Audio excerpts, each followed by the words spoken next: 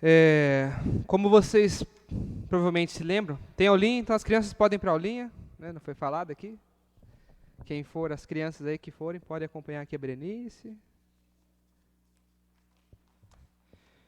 Bom, como vocês devem provavelmente se lembrar, nós estamos falando de uma série de sermões temáticos que estamos trazendo aqui.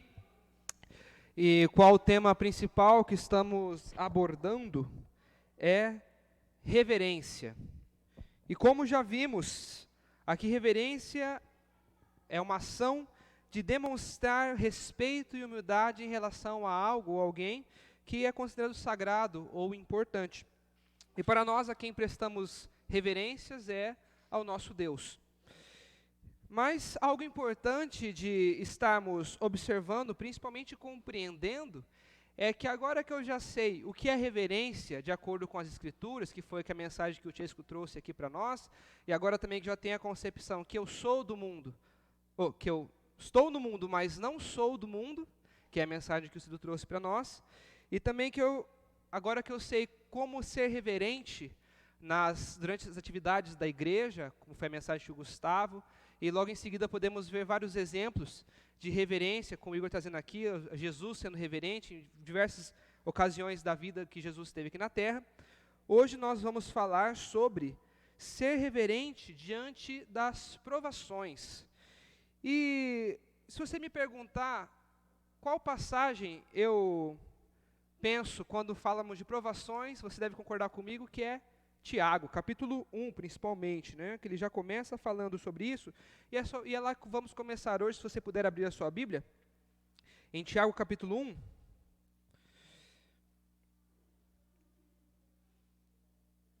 do versículo 1 até o 12, nós vamos ler. Diz assim: Tiago, servo de Deus e do Senhor Jesus Cristo, as 12 tribos que se encontram na dispersão, saudações. Meus irmãos, tende por bom motivo, por motivo de toda alegria, o passardes por várias provações, sabendo que a provação da vossa fé, uma vez confirmada, produz perseverança. Ora, a perseverança deve ter ação completa, para que sejais perfeitos e íntegros, e em nada deficientes. Se, porém, algum de vós necessita de sabedoria, peça a Deus, que a todos dá liberalmente e nada lhes impropera, e ser-lhe-á concedida.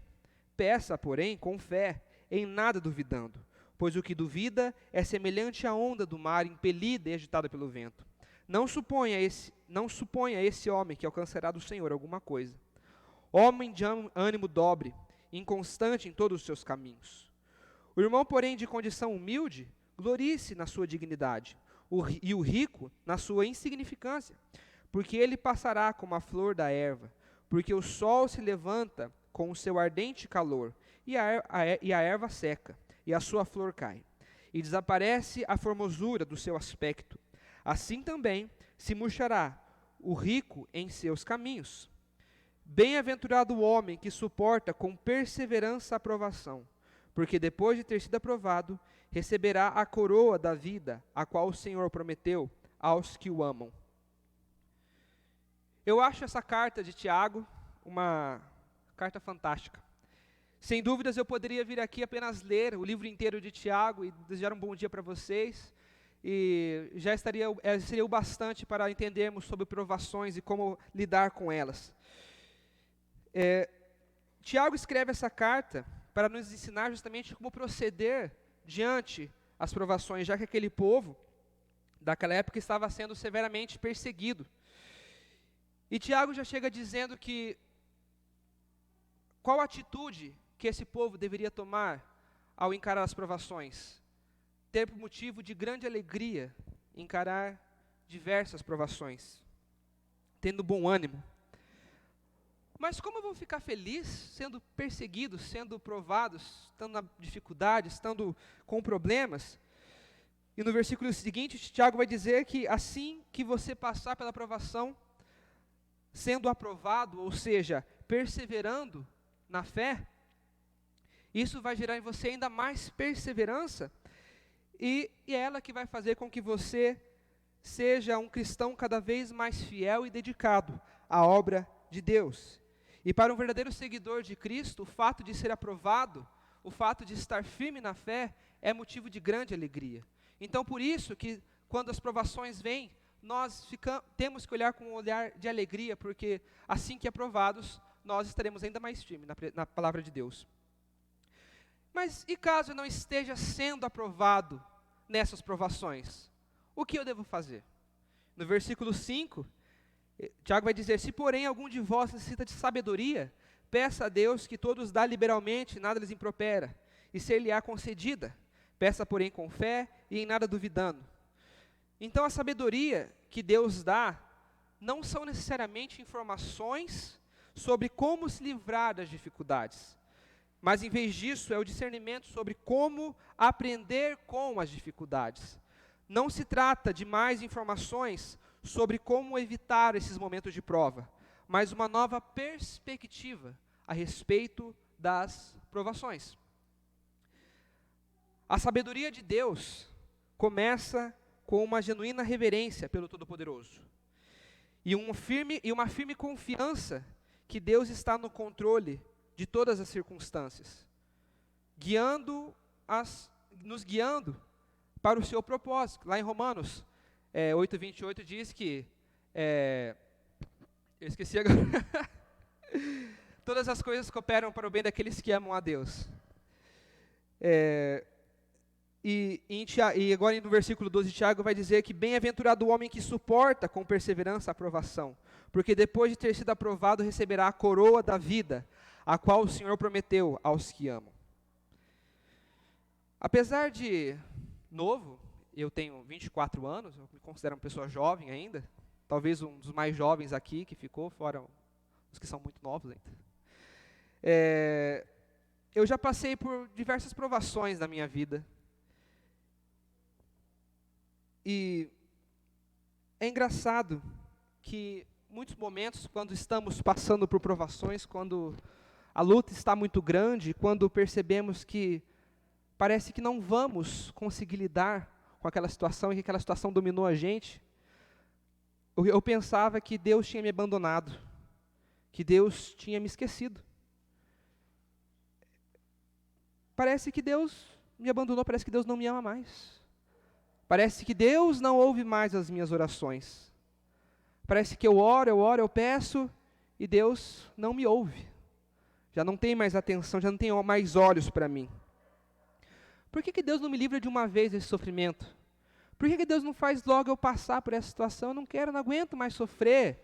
Eu não aguento mais estar triste, me isolar de todo mundo. Eu não aguento mais estar aqui sofrendo por determinada situação. Depois de tanto tempo que eu estou me dedicando aqui, única e exclusivamente para Deus, sendo servo fiel, indo na igreja, indo nas reuniões, indo no ensaio de cântico, indo em todas as atividades que me propõem, eu vou, me ajudo, sirvo, e mesmo assim Deus continua me abandonando. Se eu soubesse que seria assim, eu não teria entregado a minha vida. É engraçado pensar que esse pensamento, essas situações, já tirou muitas pessoas da igreja. E eu torço e espero que não tire eu também, e nem você. Nós, quando vemos, por exemplo, a história de José, lá em Gênesis 36, não precisa abrir, a gente não vai ler, mas nós podemos ter muitas vezes a sensação que Deus esqueceu José, que Deus, por um momento, estava com José, foi dar uma olhadinha para o lado, quando voltou, foi preso? Foi dado como, foi vendido pelos irmãos? Foi preso? Como assim eu perdi isso? Mas por que nós não pensamos isso? Porque nós sabemos como a história de José acaba. Nós sabemos que assim que a aprovação passou e ele foi aprovado, ele se tornou um grande servo de Deus, um grande homem que foi registrado nas Escrituras. E talvez nós muitas vezes nos sentimos abandonados, não porque nós não sabemos o final da nossa história, porque nós já temos a esperança de qual vai ser o final da nossa história, mas porque muitas vezes nos falta fé. Quando nós estamos passando por provações, a coisa mais difícil de enxergarmos é Deus nas provações. A coisa mais difícil de conseguirmos olhar é para Deus, de lembrar de Deus. E em Hebreus 11, capítulo 11, versículo 1, vai dizer justamente que a fé é a certeza das coisas que se esperam, na convicção dos fatos que não se veem. Então, cabe a nós acreditar nas promessas de Deus Todo-Poderoso, saber que assim como José, assim como Noé, assim como Paulo, assim como tantos outros que muitas vezes pareciam estar abandonados, Deus não os abandonou em nenhum momento. Nunca foram deixados de lado. Nós estávamos falando certo dia no estudo bíblico de casa, que essa sensação de abandono, a sensação de esquecimento, é uma sensação que machuca muito. É uma sensação que dói. Provavelmente você já foi abandonado ou esquecido por alguém, uma amizade, um relacionamento, alguém, um pai, uma mãe, um filho que te esqueceu. Não sei qual é a sua situação, mas provavelmente você já sentiu o abandono. E quem nunca chorou por ter sido abandonado, não é verdade? Mas Deus tem um conforto maravilhoso para nós, lá em Isaías 49, versículo 15. Isaías, capítulo 49, versículo 15. Vai dizer assim: acaso pode uma mulher esquecer-se do filho que ainda mama, de sorte que não se compadeça do filho do seu ventre? Mesmo que isso aconteça, eu, todavia, não me esquecerei de ti. E se você quiser abrir também Salmos 139, do versículo 1 em diante, passagem essas muito conhecidas, vai dizer assim: Senhor, tu me sondas e me conheces, sabes quando me assento e quando me levanto. De longe penetra os meus pensamentos, esquadrinha o meu andar e o meu deitar, e conheces todos os meus caminhos. Ainda que a palavra não me chegou à língua, e tu, Senhor, já a conheces toda. Tu me cercas por trás e por diante, e sobre mim põe a mão. Tal conhecimento é maravilhoso demais para mim. É sobremodo elevado, não posso atingir. Para onde me ausentarei do teu espírito? Para onde fugirei da tua face? Se subo aos céus, lá estás. Se faço a minha cama no mais profundo abismo, lá estás também. Se tomo as asas da alvorada e me detenho nos confins dos mares, ainda lá me haverá de guiar a tua mão, e a tua destra me susterá. Deus nunca nos esqueceu, e Deus nunca irá nos esquecer. Deus está na alegria, na nossa tristeza, na nossa riqueza, na nossa pobreza. Deus está conosco sempre. E quando pensamos, parece que Deus me abandonou. Na verdade, quem está abandonando Deus somos nós mesmos. O pensamento de que Deus nos abandonou é um sinal para compreendermos que nós estamos abandonando Deus, porque nós não estamos confiando nele. Nós não estamos entendendo o propósito de Deus para a nossa vida. E sabe o que falta para entendermos esse propósito, para que você compreenda e tenha fé e passe por essa provação sem esse sentimento de que Deus te abandonou? Oração. Joelho no chão, em secreto, no seu quarto, tranque a porta, converse com Deus, peça sabedoria, fale com Deus, e você poderá ter uma fé que é muito maior do que você tem hoje. Mas eu acho que um dos grandes males da humanidade, um dos grandes maus que nós temos na sociedade de hoje é que nós reclamamos demais. Se formos pegar, por exemplo, as redes sociais, meu Deus do céu, gente, olha, às vezes você para ver, por exemplo, uma postagem, os comentários que vão surgindo lá, é um querendo ter razão em cima do outro, um reclamando da forma que o outro pensa, um reclamando da forma reclamando da forma que o outro é, e assim vai. E tudo isso para quê, né? Só para mostrar que você tem razão, só para mostrar que aquela pessoa que você nem conhece, nunca vai ver na vida, está errado e você está certo. E acabou, é só isso, nada demais. E claro que Deus não fugiria das nossas reclamações também.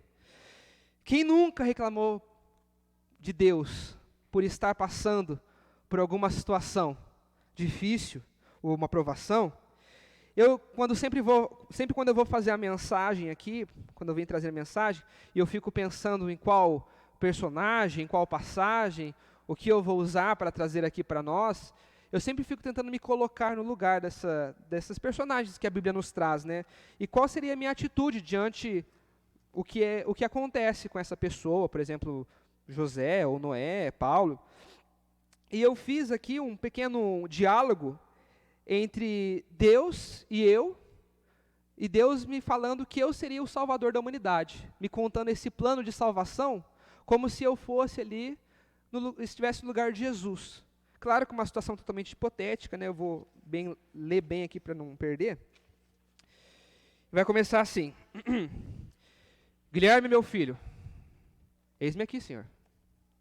Guilherme, eu tenho um plano que vai fazer com que aquele povo que eu criei tenha novamente comunhão comigo. Opa! Mas você está falando daquele povo que te abandonou, na primeira oportunidade que teve pecou, te abandonou, virou as costas para o Senhor, e depois acharam outros deuses para adorar, e sempre acha uma desculpa para virar as costas. É esse povo que você está falando mesmo, né? Sim, esse povo, Guilherme. O meu desejo é que todos esses alcancem a salvação. Bom, o Senhor é que manda. Então, me conte mais sobre esse plano que o Senhor preparou. Bom, Guilherme, a redenção da humanidade virá através de você. Opa, agora sim, estou gostando desse plano. Me conte mais. Você vai ter que ir para a terra. Deus, com todo respeito, mas eu gosto muito daqui, né? Não tem porquê me mandar para a terra. Aqui está tão bom, aqui eu gosto de estar aqui com você na presença dos anjos, aqui todo mundo junto, né? Tão bom. Mas você vai voltar, pode ficar tranquilo que você retornará para cá. Bom, tudo bem. Né? Até que não está tão ruim. E você nascerá de uma virgem chamada Maria. Bom, espero que essa Maria, pelo menos, seja a rainha da região. Certo? Não, Guilherme. Ela é noiva de um homem chamado José. E esse José, eu pergunto para Deus, e por acaso esse José tem um cargo social importante, né? Ele tem bastante dinheiro, ele já tem uma renda boa para sustentar a gente? Não, ele é carpinteiro. De sucesso? Não, Guilherme, não é de sucesso. Ele sobrevive com o que tem. E é claro que o Senhor, né, toda a sua benevolência, vai me sustentar, vai mandar um salário fixo por mês para me sustentar com minha família, para a gente viver numa condição legalzinha, né? Não, você também será carpinteiro.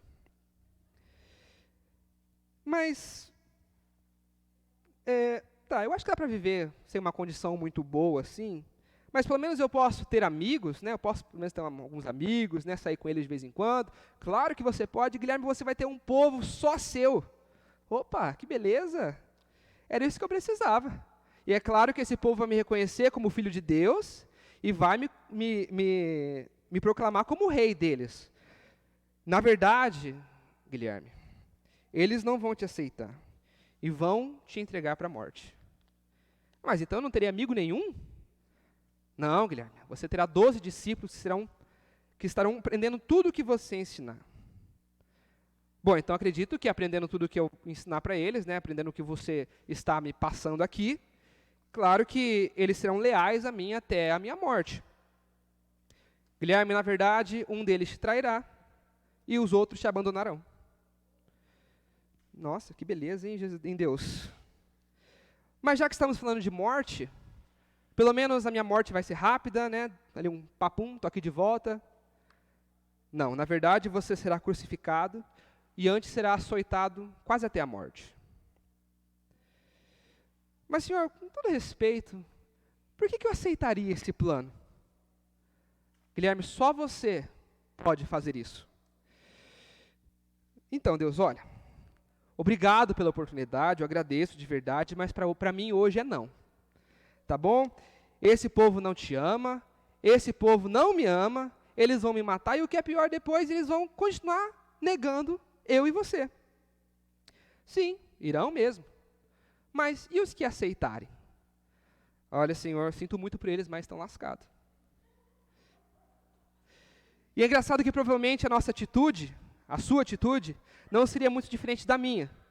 Provavelmente ninguém aqui Opa, você é açoitado? Que beleza, né? Que alegria, vou morrer na cruz, olha só, que beleza. Mas Jesus mostra a sua reverência a Deus, e você pode abrir a sua Bíblia lá em Mateus 26, 39, que mesmo aflito, mesmo quando Jesus começa ali a chegar perto da hora da morte, Jesus está aflito, quando ele pede para Deus afastar esse cálice dele se fosse possível, ele vai diz assim lá em Mateus 26, 39.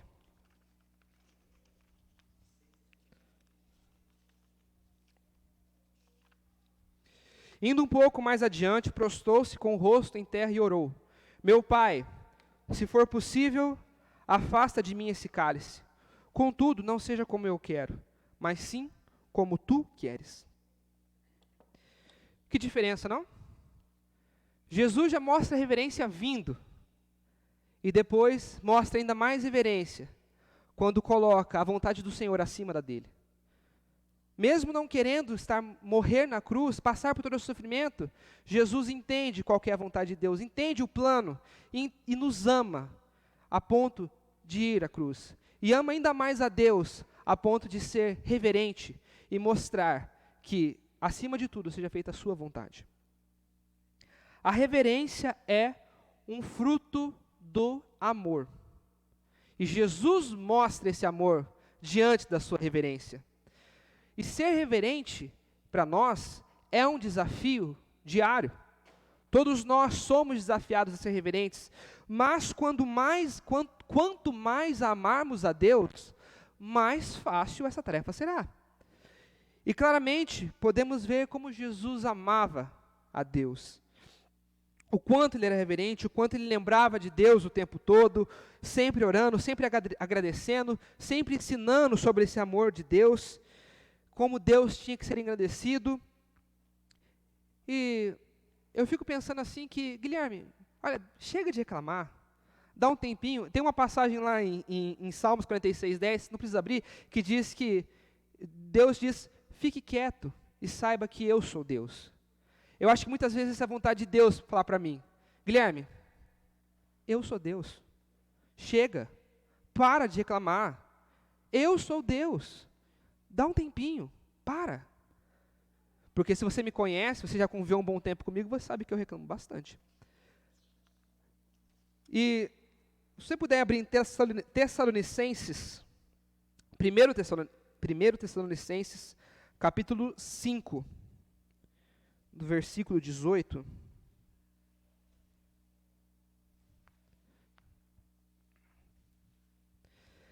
Vai dizer, em tudo dai graças, porque esta é a vontade de Deus em Cristo Jesus para convosco. Ser grato em todos os momentos é uma característica que eu admiro e que exige uma reverência imensa a Deus. Porque apesar das provações aparecerem em diversos momentos da nossa vida, o foco sempre deve ser o porvir. E a nossa atitude de agradecimento também poderá facilitar a nossa caminhada com Deus, deixando talvez a nossa vida um pouco mais leve. Ou se formos levar em consideração que a nossa vida não acaba aqui, esse agradecer se reverte em várias outras coisas que estão por vir ainda. Eu queria usar uma ilustração aqui bem interessante, que você já ouviu, que você está aqui, você já ouviu aquele cântico que nós cantamos aqui, sou feliz com Jesus, meu Senhor. Você já escutou esse cântico, nós cantamos bastante ele aqui, e eu não sei se você já conhece a história desse cântico, eu queria trazer para vocês essa história. Eu não trouxe o nome do autor aqui, porque eu não encontrei, talvez não tenha pesquisado tão a fundo assim, mas eu não acredito tanto em sorte, mas esse cara tinha um azar danado.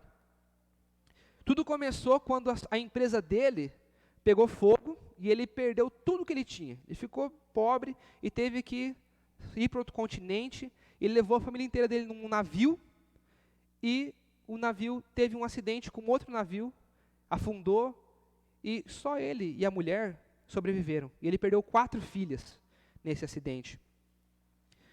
E um tempo depois, ele escreve esse cântico, que em português nós falamos que é sou feliz com Jesus, mas em inglês é It's well with my soul, que significa a minha alma está bem, a minha alma, está tudo bem com a minha alma, a minha alma está em paz. Mas veja que interessante, um homem que se abandonasse Deus, todos dariam razão para ele. Deus não te ama. Como assim? Levou 4 filhas suas de uma vez. Que Deus é esse que você segue? É para isso que você segue a Deus? Para perder os seus entes queridos? Mas esse homem mostra reverência e é grato a Deus. Não por perder as filhas, mas por saber que ele pode reencontrá-las novamente. E esse ato de a minha alma está em paz. Eu sou feliz com Jesus. Esse é um ato de agradecimento e de reverência muito grande que nós podemos ter. E esse cântico hoje é cantado no mundo inteiro. E talvez você nem conhecia a história desse homem, mas provavelmente agora você sempre vai lembrar dessa história. E talvez você possa usá-lo como exemplo para a sua vida também. Estamos vivendo tempos difíceis. Pandemia, mortes, pessoas que amamos estão nos deixando. Ou se você ainda não perdeu uma pessoa que você ama, provavelmente você vai perder com o passar do tempo. As pessoas vão nos deixar. E por mais difícil que seja, tente estar grato a Deus por tudo que Ele tem feito em nossas vidas. Quando eu passei por provações que enfrentei no passado, eu não posso dizer que eu estava muito feliz naquele momento.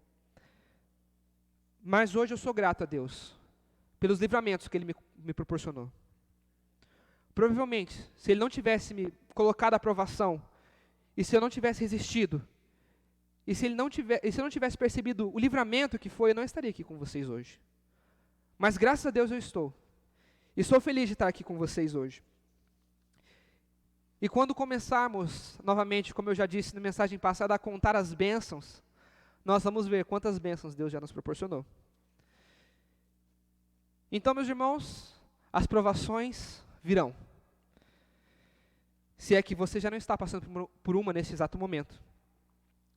E caso essa seja a sua realidade, tenha de bom ânimo. Coloque aquele óculos da fé para você enxergar o mundo com outra perspectiva. E também, como diz aquele velho ditado, mar calmo não faz bom marinheiro. E caso seja muito difícil essa luta, peça sabedoria a Deus. Ore a Deus, converse com Deus. Não duvide do que Deus pode fazer na sua vida. Lembre-se que você nunca esteve sozinho e nunca estará sozinho. Deus sempre estará com você, estará comigo, em todos os momentos. E se por acaso perguntarmos, Deus, onde você está? Ele estará no mesmo lugar onde deixamos Ele uma vez, esperando o nosso retorno. E eu queria que você fizesse uma proposta para você mesmo. Eu tentei fazer essa proposta, é muito difícil, mas é um desafio. Hoje eu não vou reclamar. Hoje eu vou parar de reclamar. Eu não vou reclamar que amanhã eu tenho que trabalhar. Eu não vou reclamar que amanhã eu tenho que acordar cedo. Eu não vou reclamar que eu não ganho muito. Eu não vou reclamar da comida que eu vou comer no almoço, que não é a minha comida preferida. Eu não vou reclamar do meu marido que não me dá atenção, da minha esposa que não me dá atenção. Eu não vou reclamar quando eu chego em casa e tenho que dar atenção para os meus filhos, ou tenho que fazer um serviço doméstico em casa. Ao invés disso, tente só agradecer a Deus. Deus, obrigado por estar me dando mais um dia de vida. Obrigado por este trabalho. Tantas pessoas estão passando necessidade, mas eu tenho meu trabalho, tenho meu salário no final do mês. Obrigado por me dar uma esposa. Obrigado por me dar um marido. Obrigado por este alimento. Obrigado por um lar onde eu posso deitar quentinho na minha caminha e dormir. Obrigado porque Jesus morreu na cruz por todos nós, nos deu a possibilidade de estarmos em comunhão novamente com Deus. Tanto amor assim, nós não merecíamos. Obrigado. Mas tente também muitas vezes nós lembramos de orar só para pedir. Tente orar para agradecer, para engrandecer a Deus. E que essa mensagem possa estar te ajudando a ser ainda mais reverente ao nosso Deus.